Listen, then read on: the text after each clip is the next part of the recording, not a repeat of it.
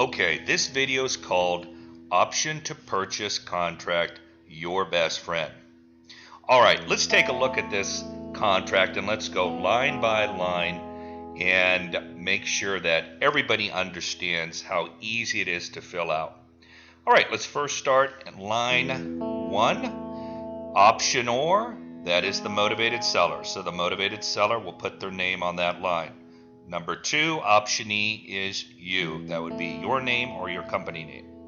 All right, number 1 down in the body says the optionor agrees to grant an option to purchase to the optionee the land and improvements known as, this is the address of the vacant home, okay?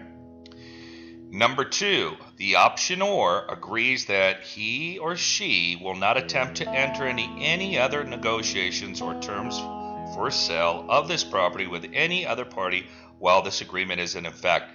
That is a very, very important sentence, and at the same time, that is the essence of this option to purchase contract.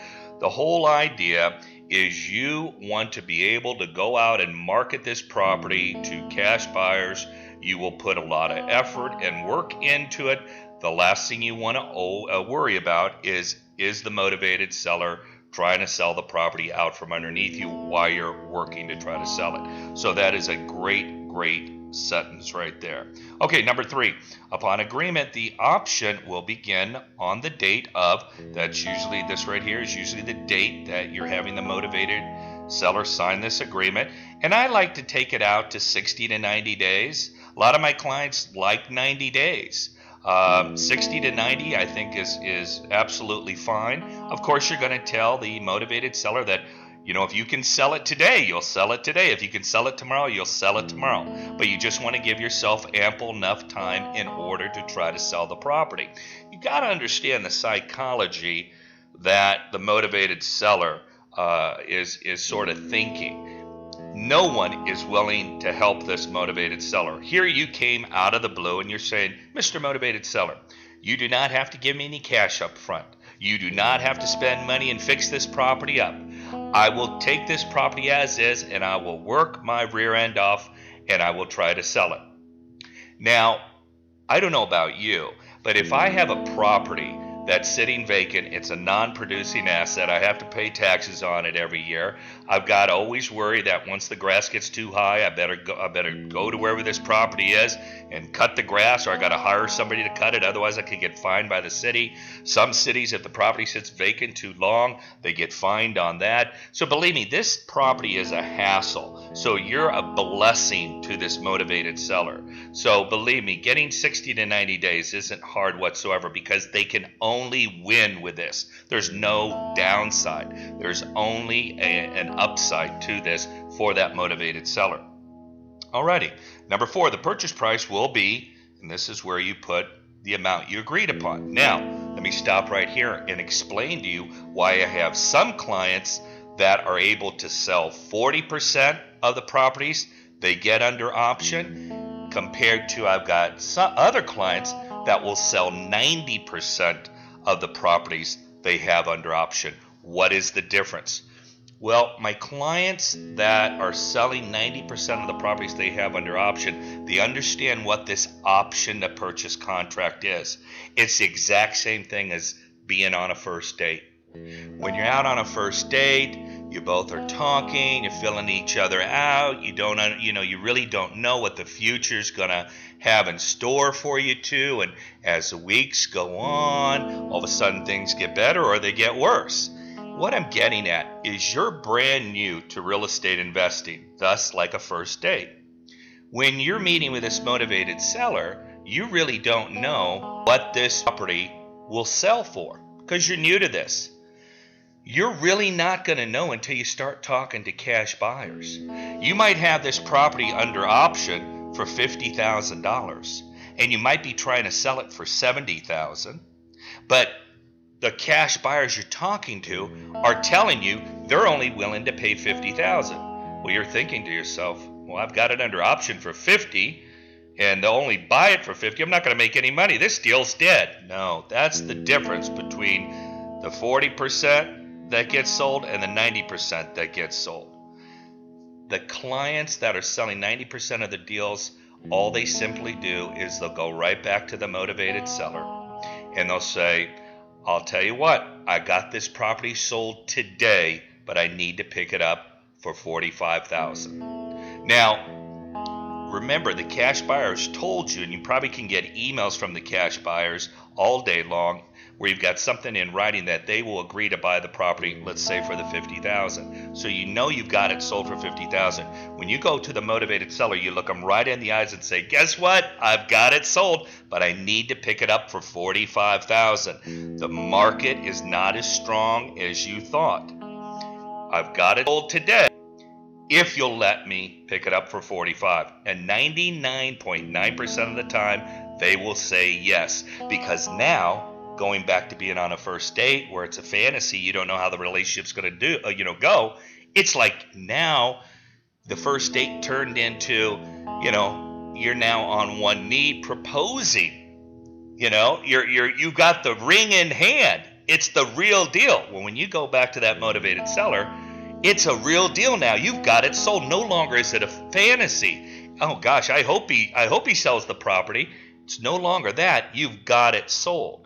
So a lot of my clients will just simply take this contract as sort of a starting point. And once they start talking to cash buyers and understand what they really can sell the property for, then you simply go back to that motivated seller and you negotiate it because you already have a buyer in place. And like I said, 99.9% of the time, they will definitely do it because now they can envision having the money in front of them. No longer it's a fantasy. And you just rewrite the option contract to state that you're now optioning the property for $45,000. Now, of course, things, on the same example, if you had a property that, you optioned for $50,000, you're going back and trying to drop it $30,000, that's not going to work.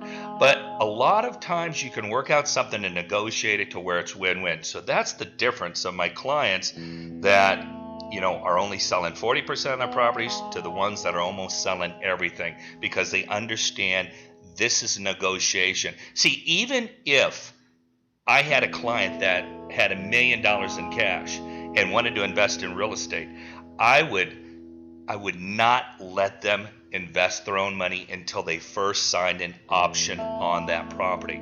Because once they signed an option on that property and they started to put feelers out there to cash buyers, what they think they would pay for it, hey, if I optioned a property for $50,000 and I ended up finding out cash buyers are willing to pay $90,000, then yeah, I'd allow my client that wants to buy properties for cash to buy that one for cash.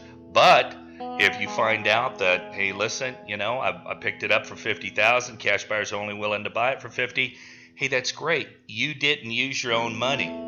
You didn't liable yourself. You got it under option. You can always walk away, or you can go back to the motivated seller and say, hey, I need to pick this up for, $45,000. So anyway, and it's no different. It's from an ethics standpoint, it's no different than what happens thousands of times every day throughout the United States with real estate agents and regular home sellers. Regular home seller, they've got a house, doesn't need repairs, they're selling it, it's move-in ready. And let's say that the real estate agent lists it at $50,000 and ends up finding out there's no nibbles, no one's interested in the property. Well, what's the real estate agent do? Real estate agent goes back to the person selling the home and says, listen, we got to drop it. We got to drop the price to be competitive. Well, you see this all the time when you're on Zillow. You'll see this property has dropped $15,000 in the last 30 days or has dropped 10%. You see this all the time. So from an ethics standpoint, it's 100% above board. Remember, you're doing all this work for free for this motivated seller. Okay? You only make money if the property sells. Okay? And no one else is willing to help them. So believe me, you are doing everything the right way, and you should feel very good about yourself. Okay, let's go down to the next one.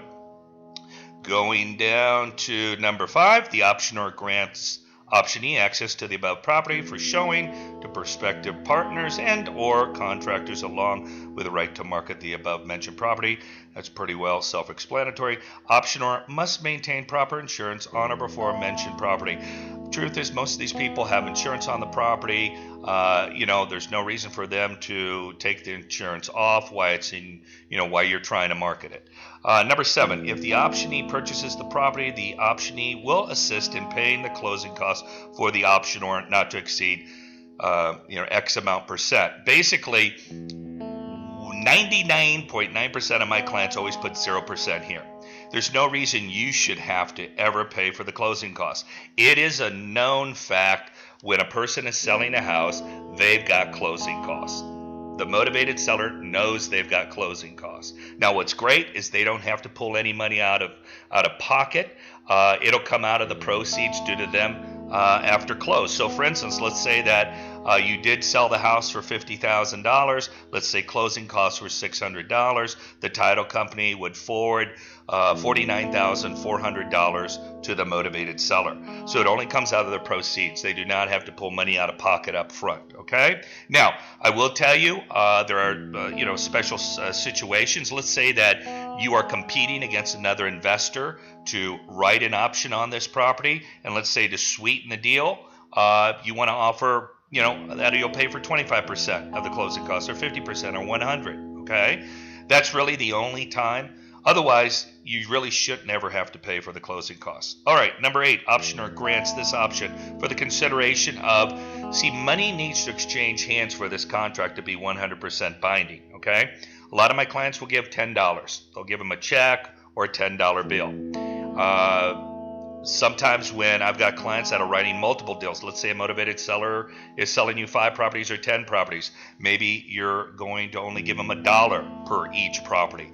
Just, some type of dollar amount needs to exchange hands for this to be a legal and binding contract. And you know what you're going to get 99.9% of the time? That motivated seller is going to say to you, you don't have to give me the money. You're doing all of this work for me and it doesn't cost me anything. You don't have to give me the money. And that's when you explain to them, yes, by law, I do for this to be a legal and binding contract. All right. Number 9, if after the option expiration date, the optionee does not exercise the option to buy the property, then optionor will release the optionee of all rights and responsibilities contained in this agreement. This is the biggest sentence on this contract. This is what makes what we do great. You can walk away from this property after the option period ends if you do not sell the property, and you're not liable for anything. That's why this is the greatest business. You can work multiple deals simultaneously. You never have to worry about being liable to a property. Now, I'm going to tell you, when that day comes and you're not able to sell the property, a lot of my clients, if they've had some nibbles on the properties from cash buyers, they'll go back to the motivated seller and they'll just write another option contract and extend the option period. Okay? If you haven't had any nibbles whatsoever and you really just don't want to deal with this property anymore, once it expires, it expires. And you know what? The motivated seller isn't going to be mad at you. Hey, they had an opportunity to sell it with you. They didn't have an opportunity with anybody else. You were willing to do for them what no one else was willing to do. So believe me, they'll thank you for your time, and you should feel good about yourself that you tried to help somebody get rid of their property and help their lives out. It just didn't work out. Okay, number 10, this agreement represents a full and complete integration of all terms, conditions, and precedents, and represents the entirety of the agreement between parties. Alrighty, so right here, optionor signs off on this. Optionee, that's you, signs off on this. This is the motivated seller here. You guys date it. Now, remember, you want to make sure you're filling out 2 of these. You leave 1 option to purchase contract with the motivated seller for their records, and you take 1. So remember to always bring 2 copies. I usually bring 4 or 5. So if I make a mistake, I'm not scribbling on this. I want to look professional. So if I make a mistake, I'll just take one of the other copies I have. But you do need to have 2 copies. Leave 1 for the motivated seller, and you take 1 yourself. Basically, that's it. It's as simple. There's no attorney verbiage in here. It's straightforward. That's why no motivated sellers have a problem signing this. It's straightforward. They understand all you're trying to do is protect yourself, meaning that if you do all this work, you don't want to have, the property sold out from underneath you. So it's a win-win for everybody. And that's the end of this video.